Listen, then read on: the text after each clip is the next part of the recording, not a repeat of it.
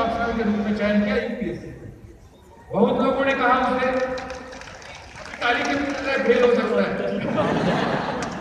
बहुत लोगों ने मुझसे कहा कि सुसाइड करने के और भी कई तरीके हैं। जब तुम बीए करके मैथ्स और फिजिक्स ले रहे हो, इससे अच्छा सुसाइड ही कर लो। और भी कई तरीके से सुसाइड करने के। कृपानंद झा ने अपने दिल की सुनी, अपने आप को जानने की कोशिश की। वो भी सुकरात की लाइन पढ़ लिया रहा कभी 9 से, और उसने मैथमेटिक्स और फिजिक्स के साथ आईएएस का एग्जाम दिया।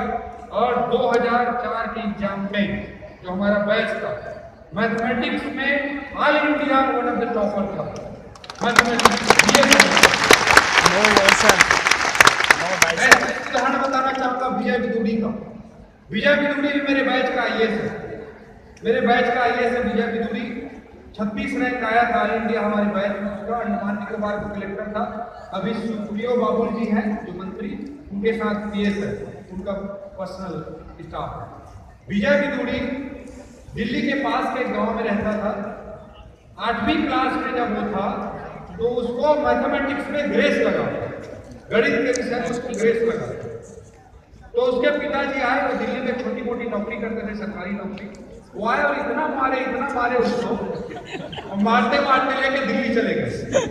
और जब दिल्ली गए तो एक दूसरे स्कूल में, दूसरा सरकारी स्कूल में उन्होंने एडमिशन दिलाया। तो बोलता है वो कि भाई अपने दिल पे लग गई उस दिन बात कि हमको इतना मार पड़ा। तो इसलिए उसने सोचा कि मुझे इस मैथमेटिक्स में कुछ करना है। तो 8वीं क्लास में मैथमेटिक्स में ग्रेस लगने वाला लड़का विजय कुमार विदुड़ी मैथमेटिक्स की तैयारी प्रारंभ किया। मैथमेटिक्स की तैयारी प्रारंभ करने के बाद उसने 10वीं में केवल 2 साल बाद मैथ्स का इंटरनेशनल ओलंपियाड, मैथ्स का इंटरनेशनल ओलंपियाड जीता। और मैथ्स और फिजिक्स सब्जेक्ट लेकर ही आईएएस की एग्जाम में all India 36 rank Vijay Kumar. मैं यही बोलना चाह रहा हूं कि अगर आप अपने आप को जानने की कोशिश करेंगे, अपने आप पे भरोसा करेंगे, तो दुनिया में कोई ताकत नहीं है जो आपको रोक सकती है। दुनिया की कोई ताकत नहीं है जो आपको रोक सकती है। हर आदमी के पास कुछ कमजोर पक्ष हैं, हर आदमी के पास कुछ मजबूत पक्ष हैं। उन कमजोर पक्षों को आपको खत्म करना है, मजबूत पक्षों को और मजबूत बनाना है, तभी जीवन में हम सफल हो सकते हैं। चाहे कहीं भी हो, कोई भी कोई भी। Both qualities, strong qualities and weak qualities. Just eliminate your weak qualities. एक उदाहरण से देना चाहूंगा मधु लिमिया जी का, सॉरी मधु केला जी का। मधु केला जी का,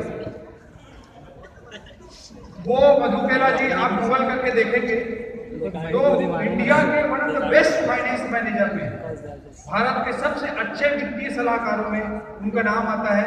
टॉप 5, टॉप 3, टॉप 1 कुछ भी कर लीजिए, ही विल बी देयर। मधु केला, ठीक है। वो आदमी है जो दुनिया का सबसे बड़ा फाइनेंस एडवाइजर माना जाता है। रिलायंस कैपिटल को खड़ा करने में उनका बहुत बड़ा योगदान रहा, बहुत बड़ा, सबसे मेन आदमी है रिलायंस। तो वो मधु केला कहाँ का रहने वाला है पता है आपको? कुरुद का। कुरुद का रहने वाला है। उनको हम बुलाएंगे एक आध महीने के अंदर ही बुलाएंगे।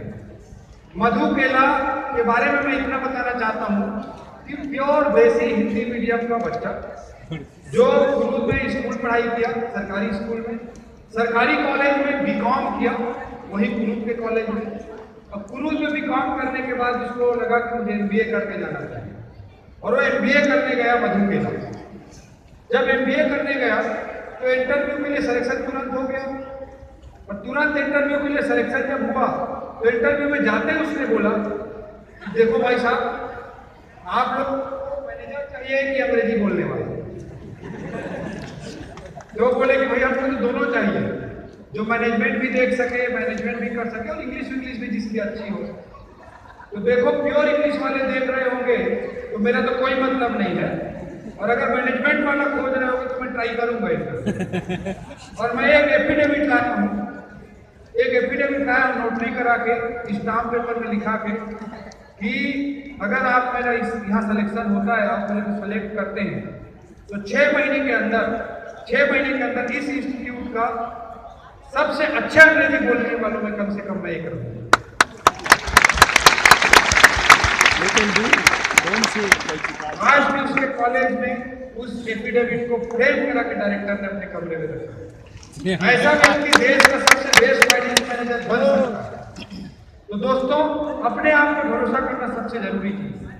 दूसरा चीज मैं जरूर बोलना चाहूंगा, वो है खराब परिस्थितियों का।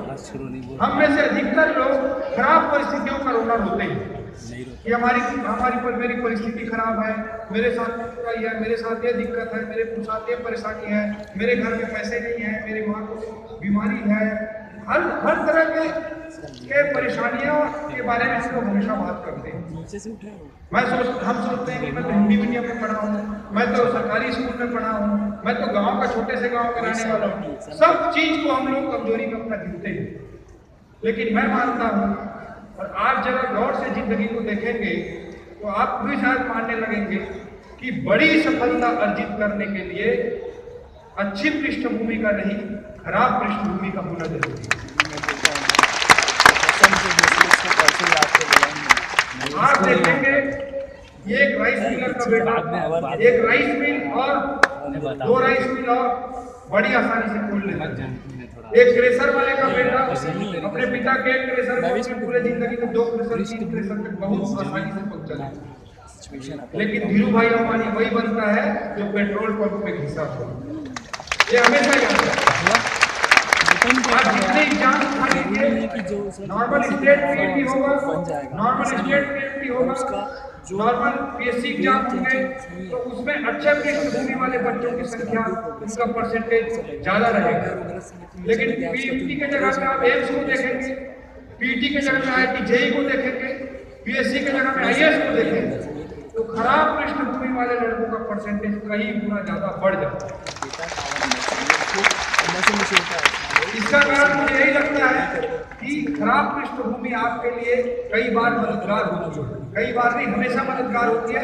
अगर उसको हम सही तरीके से भुनाना चाहें, उसको सही तरीके से उपयोग करना चाहें, तब आप हो सकता है कि कोई बच्चा डीपीएसआर के ग्रुप में पढ़ा हो सकता है कि कोई बच्चा ऑक्सफोर्ड में पढ़ा हो, कोई बच्चा हार्वर्ड में पढ़ा हो।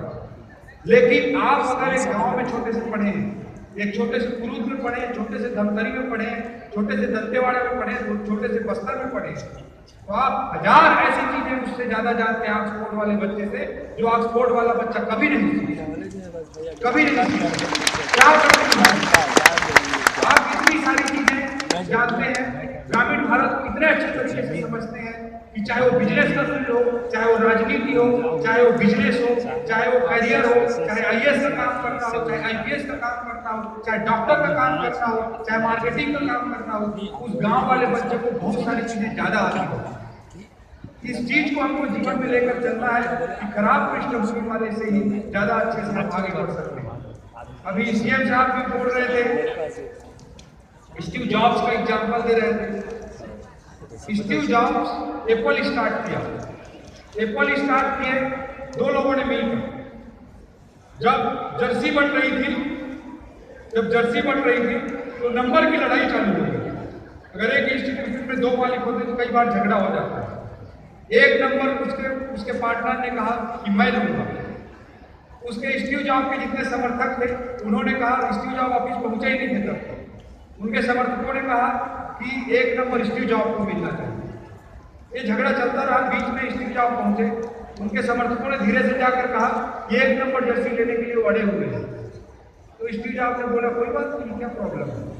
बोले नहीं, आपका 1 होना चाहिए, है ना, आपसे पहले, मतलब आप 2 नंबर पे कैसे लेंगे उनके बाद में। स्टीव जॉब ने बोला, मुझे 0 दे दो,